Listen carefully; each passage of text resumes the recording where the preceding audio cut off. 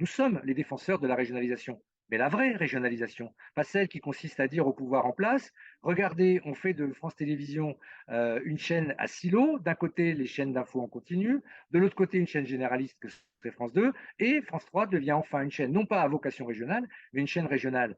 Mais il faut voir comment le réseau régional subit des coupes claires depuis des années. Je rappelle que Tempo est un projet, et c'est écrit noir sur blanc, c'est même pas un propos de méchants syndicalistes, c'est un projet à moyens constants. C'est un jeu de dupes et il n'y aura pas de gagnant.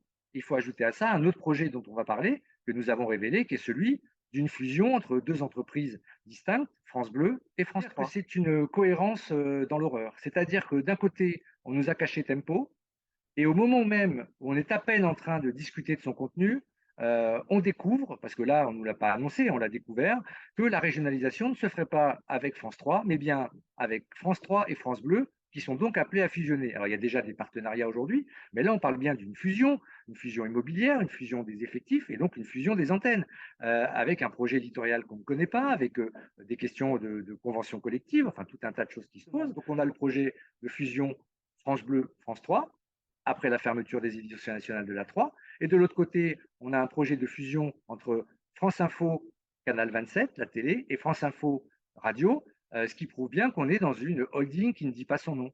Donc, d'une certaine manière, c'est une cohérence, mais une cohérence que nous contestons et qu'on a bien l'intention de contester de plus en plus fort après la réforme des retraites qu'on va réussir à faire échouer.